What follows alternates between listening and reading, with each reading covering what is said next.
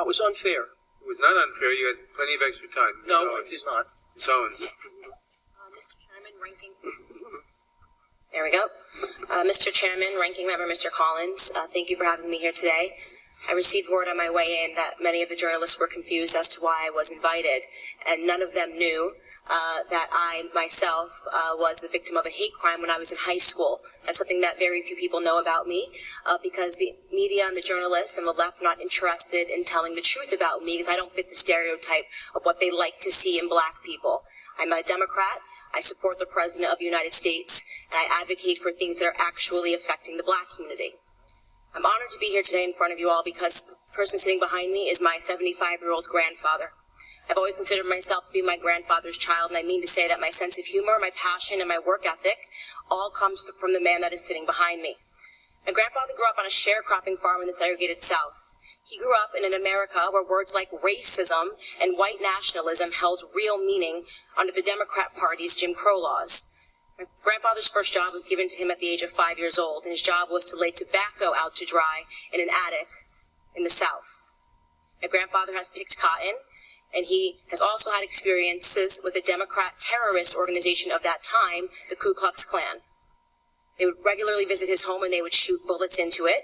They had an issue with his father, my great-grandfather. During my formative years, I had the privilege of growing up in my grandfather's home. It's going to shock the committee, but not once, not in a single breath of a conversation did my grandfather tell me that I could not do something because of my skin color. Not once did my grandfather hold a gripe against the white man. I was simply never taught to view myself as a victim because of my heritage. I learned about faith in God, family, and hard work. Those were the only lessons of my childhood. There isn't a single adult today that in good conscience would make the argument that America is a more racist or a more white nationalist society than it was when my grandfather was growing up. And yet we're hearing these terms sent around today because what they want to say is that brown people need to be scared, which seems to be the narrative that we hear every 4 years right ahead of a presidential election. Here are some things we never hear. 75% of the black boys in California don't meet state reading standards. In inner cities like Baltimore, within 5 high schools and 1 middle school, not a single student was found to be proficient in math or reading in 2016.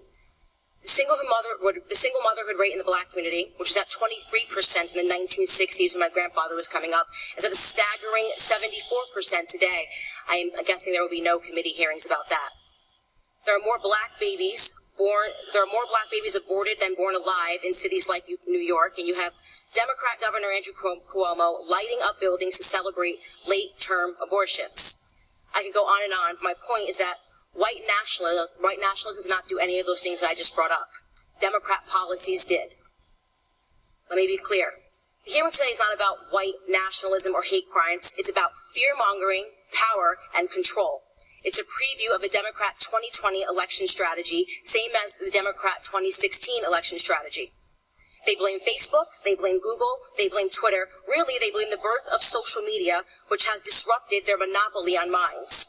They called this hearing because they believe that if it wasn't for social media, voices like mine would never exist. That my movement Blexit, which is inspiring black Americans to leave the Democrat Party, would have never come about. And they certainly believe that Donald Trump would not be in office today. Looking on the next thing to focus on now that the Russian collusion hoax has fallen apart. What they won't tell you about the statistics and the rise of white nationalism is that they've simply changed the data set points by widening the definition of hate crimes and upping the number of reporting agencies that are able to report on them. What I mean to say is that they're manipulating statistics.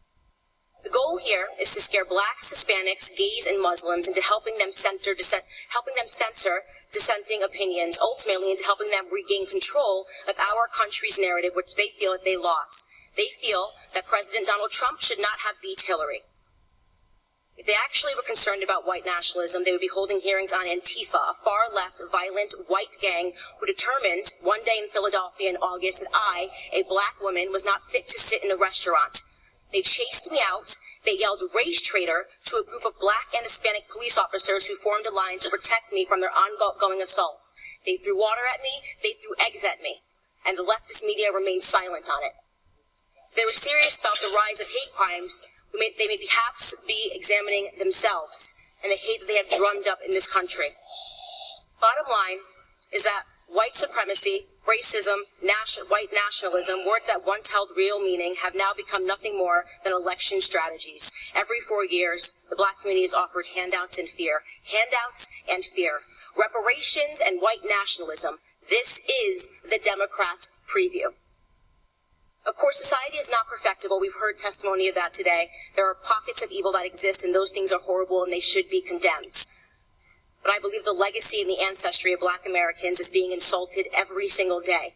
I will not pretend to be a victim in this country, and I know that that makes many people on the left uncomfortable. I want to talk about real issues in black America. I want to talk about real issues in this country and real concerns.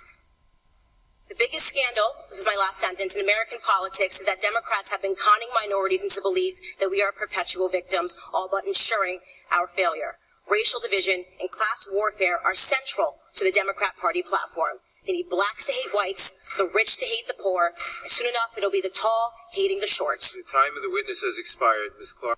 You made a statement of what we're advocating. The more we hear, the more we... The gentleman acknowledge your...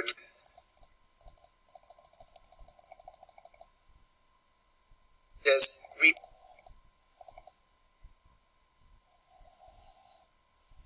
Bad. Not everybody, and I think racism is going down, but it's still there. Thank you. I'm Jay.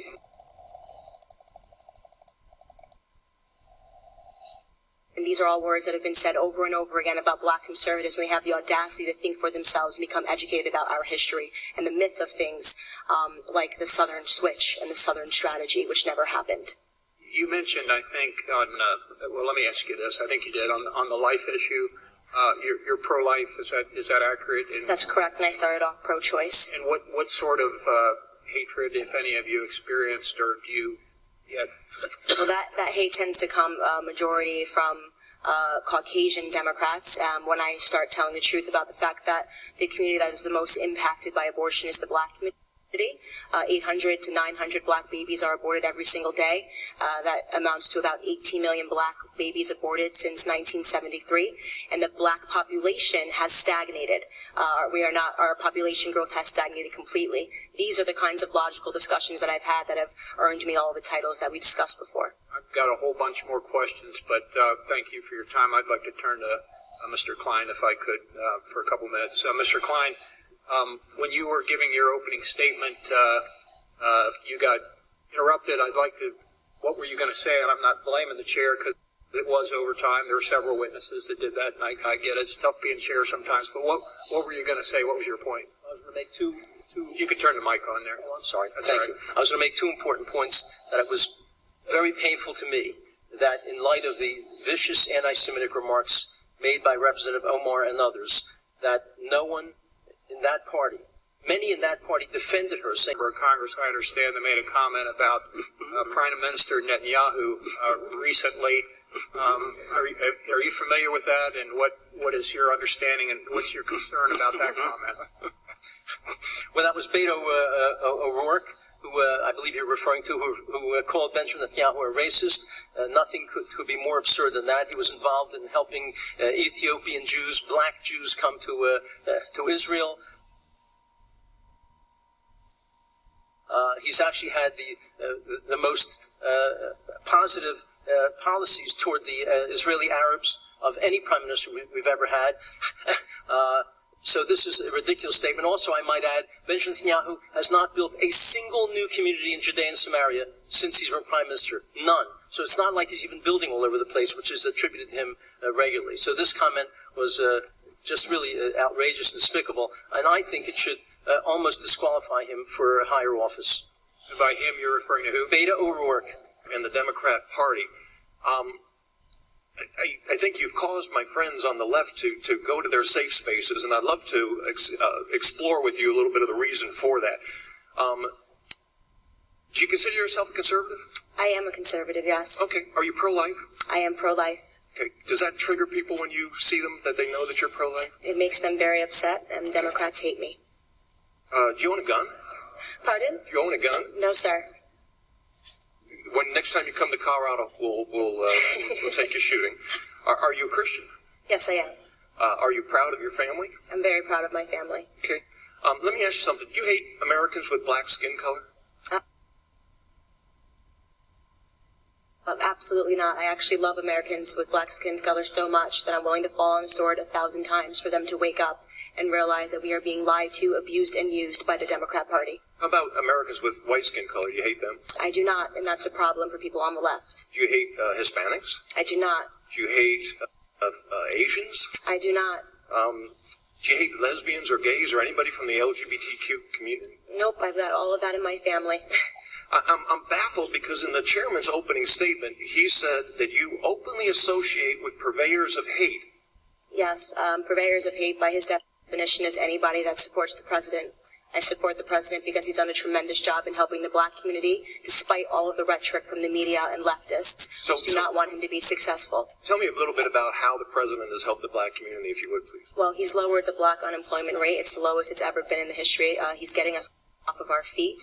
We see, I believe the last number I checked was 3.5 million people are off of food stamps, something that the Black Caucus sat down and didn't applaud. Neither did any of the Democrats applaud, because they want a system where blacks are dependent on the government.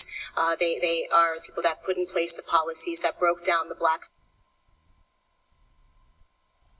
family, and the biggest problem that's facing our community is father absence. In every room that I've been in with the president, he talks about real issues, and he doesn't pander to us. He doesn't do Alexandria Ocasio-Cortez's southern drawl accent and speaking to us like we're slaves. He asks us important questions, and the most important question he could have asked was, Black America, what do you have to lose? Because we were already losing under Democrat leadership.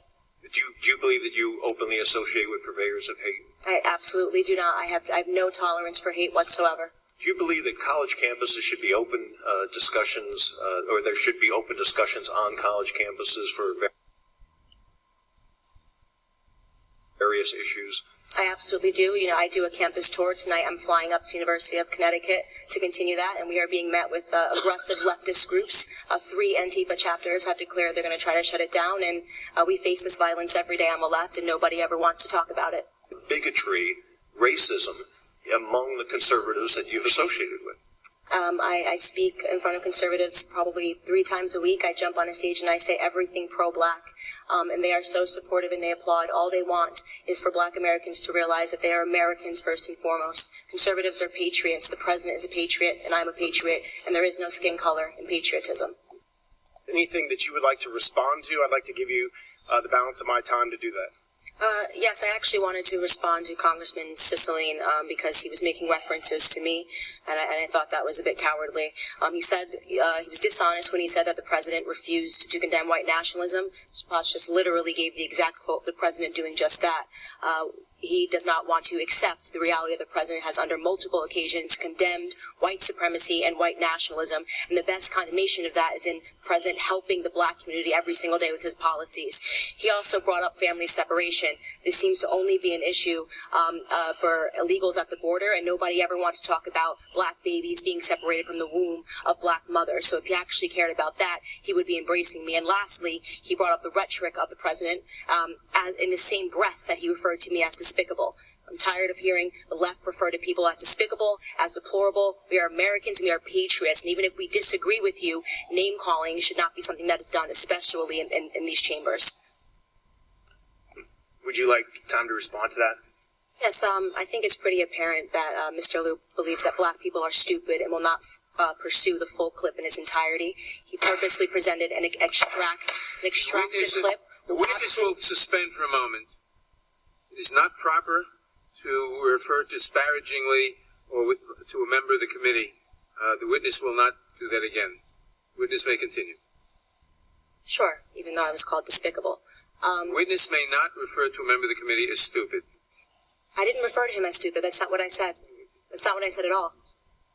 You didn't listen to what I said. May I continue? Please. As I said, he is assuming that black people will not go pursue the full 2-hour clip. and he purposefully he cut off, and you didn't hear the question that was asked of me. He's trying to present as if I was launching a defense of Hitler in Germany, when in fact the question that was asked of me was pertaining to whether or not I believed that whether or not I believed in nationalism, and that nationalism was bad. And what I responded to was that I do not believe that we should be characterizing Hitler as a nationalist. He was a homicidal, psychopathic maniac that